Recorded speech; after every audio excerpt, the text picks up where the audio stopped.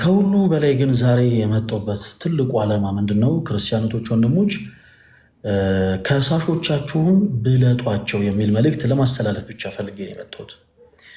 እንደምታውቁት እኛ ክርስቲያኖች ነን። በክርስትና ሕይወት ውስጥ በጣም ብዙ ፈተናዎች እያንዳንዱ ክርስቲያን ይቀበላል። እያንዳንዱ ክርስቲያን ፈተናውን ካለፈም ደግሞ የቅዱሳኑን በረከት ይሳተፋል። ክርስትና በራሱ በተፈጥሮ የሰማዕትነት ህይወት የምንኖርበት ህይወት ነው እና በጣም በሚያሳዝን መልኩ እዚህ ቲክታክ ፕላትፎርም ላይ እጅግ በጣም እንደ ወንድም በማቀርባቸው ወንድሞች እንዲሁም እንደ እህት በማቀርባቸው እህቶች በጣም ደስ የማይሉ ነገሮች ሲንጸባረቁ ትንሽ ቲክታክ ፕላትፎርሙ ላይ የመረበሽ ቫይቡ ከትምህርታዊ ከመንፈሳዊነቱ ወጣ ብሎ ወደ ተራ ወሬነት ኢቭን በጣም በሚያሳፈር ሁኔታ የፖለቲካው ዓለም ራሱ አለደለ በጣም በሚያስጠላ መልኩ ባልወደቀበት ሁኔታ መንፈሳዊ ነን የምንል ሰዎች እጅግ በጣም ባልሆነ መንገድ ወድቀን እየተገኘን ያለ ነው።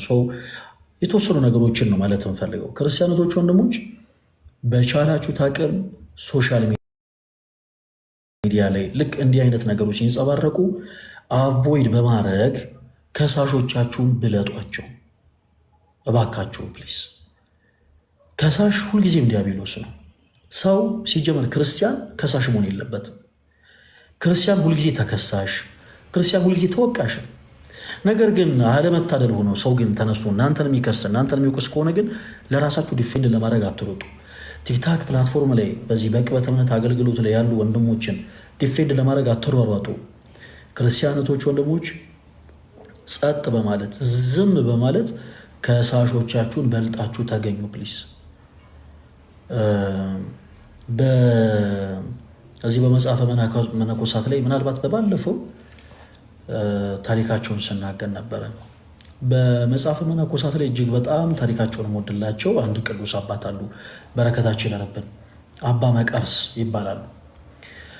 አባ መቃርስ በአንድ ትልቅ ገዳም ውስጥ አበምኔት ናቸው እና እኚህ ቅዱስ አባት ሁሰት የተባለ የቅድስና ማዕረግ ላይ የደረሱ አባት ናቸው። ክርስቲያኖች፣ ሁሰት ማለት ክርስቶስን መምሰል ማለት ነው። ክርስቶስን መምሰል ማለት አንድ ነገር ከመሆኑ አስቀድሞ በፊት ራሱ ያውቃሉ። ልክ በመጽሐፍ ቅዱሳችን ላይ ኤልሳ የደረሰበት የቅድስና ጥግ ላይ አባ መቃርስም ደርሰው ነበር። ጊያዝ የተባለ የኤልሳ ደቀ መዝሙር ከኤልሳ ተደብቆ ኤልሳ ጊያዝ ያደረገውን ነገር በአጠቃላይ ኤልሳ በባቱ ተቀምጦ እንደተመለከተው ሁሉ ቅዱስ አባታችን አባ መቃርስም በባታቸው ተቀምጦ ዓለም ላይ የሚከናወነውን ነገር ሁሉ ይመለከቱ ነበር።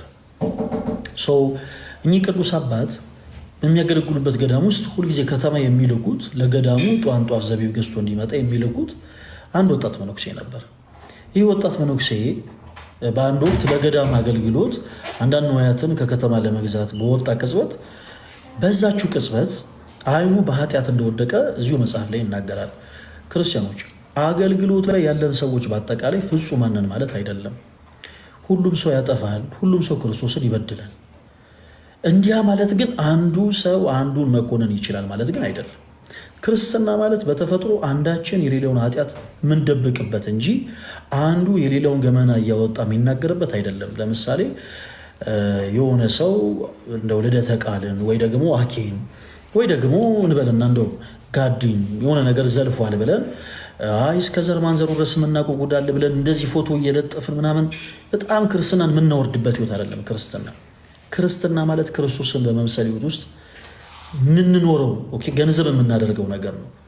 አባ መቃርስ ጋይስ በደንብ አዳምጡኝ ፕሊስ። የምናገረው ነገር ለብዙዎቻችሁ ምናልባት ሊያሰለች ይችላል፣ ግን በጣም በዚህ ሰዓት የግድ ይህን መልእክት ማስተላለፍ አለብኝ ብዬ ስላመንኩኝ ነው የምናገረው። አባ መቃርስ በባታቸው ተቀምጠው ይህ ወጣት መነኩሴ በከተማ የሚያደርገውን ነገር ያውቃሉ።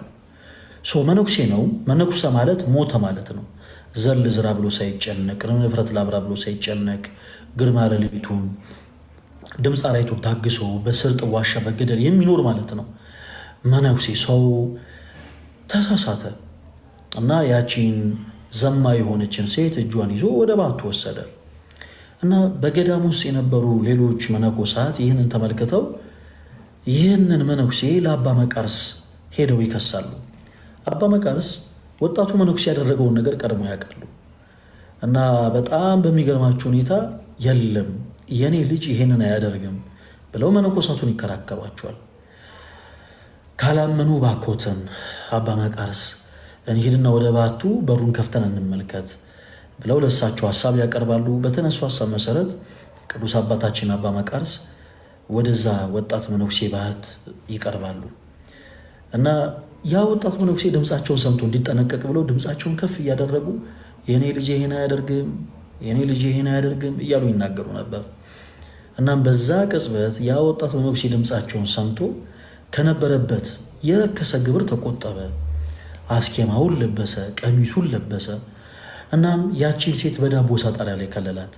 ክርስቲያኖቶች ወንድሞች፣ አባ መቃርስ ቀደም ብሎ ወደ ባቱ ከገቡ በኋላ በሩን አንኳኩቶ በሩ ከተከፈተላቸው በኋላ ወደ ባቱ ገብተው እዛ ሳጣራ ላይ የተቀመጡት ያቺ ሴት እዛ ሳጣራ ውስጥ እንደሆነች ስላወቁ እዩት፣ ተመልከቱት። ይህ ሰው ነውረኛ ነው፣ በገዳሙ እንዲህ አይነት ነውርን ሰርቷል፣ በገዳሙ እንዲህ አይነት የረከሰን ተግባር ፈጽሟል ብለው በነዛ ሁሉ መነኮሳት ፊት ምንድን ነው የሚባለው አላሳጡትም፣ ኃጢአቱን አልገለጹበትም።